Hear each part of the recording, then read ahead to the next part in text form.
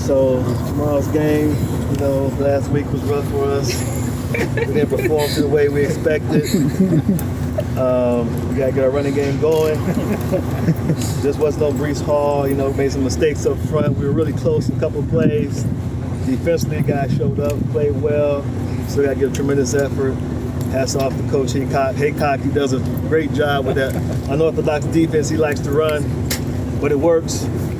So with that being said, we got the Hawkeyes this week, in-state rivalry. I don't think you can use the word hate enough. Preparing, great week of practice. I'll take any questions you guys may have. I got a quick question. Here 2 years ago for game day, talk about the atmosphere here for game day 2 years ago and what you're expecting tomorrow morning. If I'm not mistaken, 2 years ago, was it like rainy and kind of like nasty? Yeah, so, that's what I remember. Yeah, but they came because, the Midwest, they support their football team. That's one thing. I'm a Midwesterner, and we love our football. We love our football team. So I just think tomorrow's going to be, after everything everyone's dealt with the pandemic and all, I think that, and not that it's over, but obviously we're having fans and stuff now, so they got the green light to come. I'm sure they're going to show up and show out tomorrow. I'm expecting a huge turnout.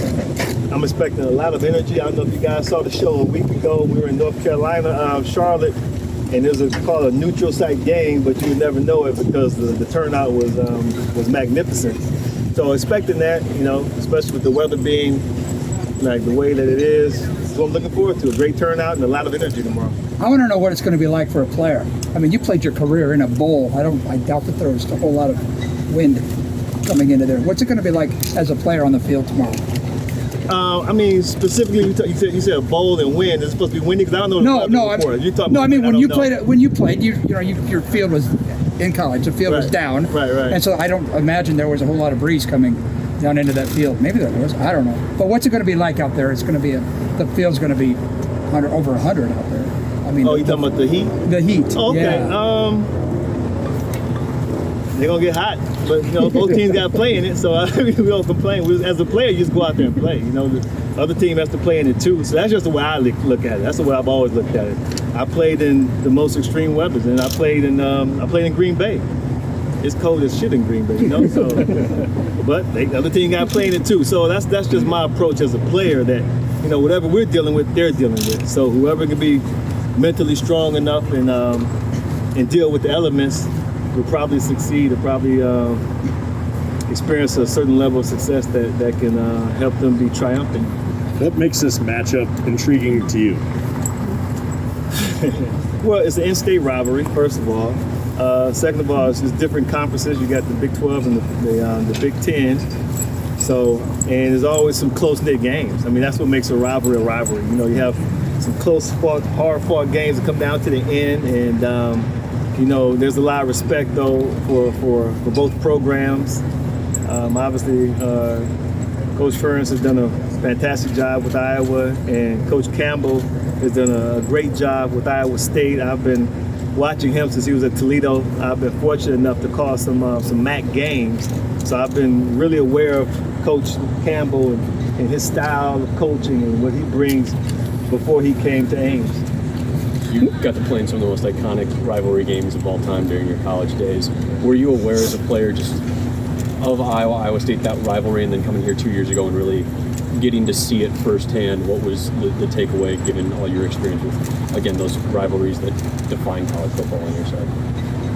I thought that that this rivalry would compare with some of the big rivalries. You have everything that you can ask for.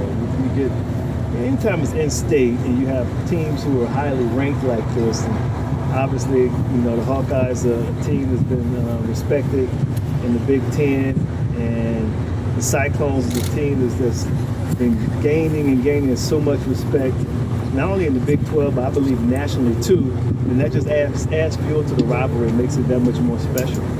Speaking of the Big 12, what are your thoughts? Today finally, it's all official now. What are your thoughts on what those four teams will bring to the Big 12 and I just think that this realignment thing is interesting. We've got to keep an eye on it. I don't really have a strong feeling one way or another about the teams. Desmond, 1991, first play from scrimmage. Do you remember that play in Kinnick against Iowa? 52-yard reverse. Crowd was so loud, I think the defense was calling out reverse and they couldn't hear themselves. So what do you remember from that play in that game? Wow. Did you do play-by-play that day?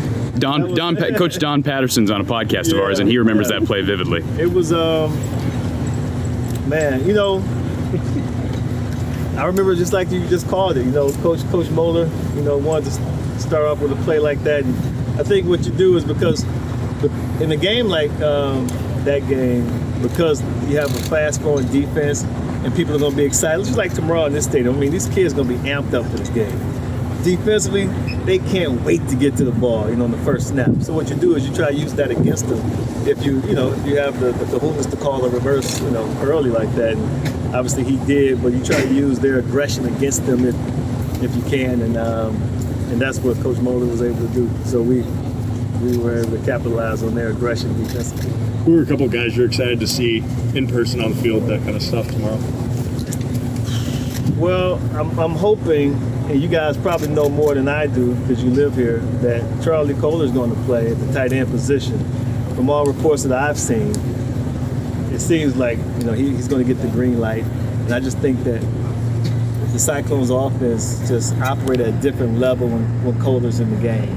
And, you know, I thought they missed him last week. So he's a difference maker, not only in the passing game, but as a blocker too. And I believe he's Brock Purdy's security blanket. You know, he's just a guy who he has like chemistry with him. They played a lot of snaps together, so he knows he's going to be where he's supposed to be. And when you have that, it's just an air of confidence that you can play with on the field. So to see their offense with Charlie playing would be something to look at. Obviously, you know, passing situations, see what Brock Purdy does, because the Hawkeyes, they got some ball hawks back there. I mean, they showed a week ago that they can be very aggressive in the secondary. And they got some guys who will take some risks, and they play a type of defense, though, that they can keep an eye on the ball. They don't turn their back to the ball often. So that actually helps you, too, become even that much more aggressive as a defensive back. So those are some of the matchups, and obviously, you know, Breece Hall. We do a preview show before the season starts. It was week 0 for us. We're in Atlanta. And the preview show, we do our predictions. And one of the predictions that I made was that I thought that Breece Hall would be, you know, a finalist for the Heisman. And obviously he didn't start off strong, but, you know, there are a lot of games left to be played. And when you play on, I mean, tomorrow's like a Heisman stage. Last week, it's not. Tomorrow's a Heisman stage. And if he's going to be like one of those guys who, you know, gets a trip to New York, when this is all said and done, then that happens tomorrow for me as a voter. There's nothing really he could have done last week to like, oh man, no. Tomorrow against Iowa, that's the big stage. How different is this place to you from a physical standpoint, just to keep adding facilities? They've got the Sport Performance Center complete back there. What does that say about, I guess, where the program's at, that they keep adding, you know, things infrastructure-wise? Yeah, so when you see a program that keeps adding, you know, buildings, they upgrade their facilities, it lets you know that they're experiencing a certain level of success. And, you know, to me, it hats off to Coach Campbell, his staff. They've done a really good job of bringing the type of play that he wants to bring to Iowa State, to Ames. You know, the type of players that he wants to bring and the style of play. I think that it matches his personality. Like I said, I've been a fan of his since Toledo. And I think that there are parallels with his style of play and the way they've adopted his philosophy, and it's been successful so far. And I think they're going to continue to be successful. They just want to take that next step. You know, now they want to win a Big 12 championship. You know, that's the next step for them. So, but when you start to see, you know, buildings pop up around campus, it lets you know the football program's doing great.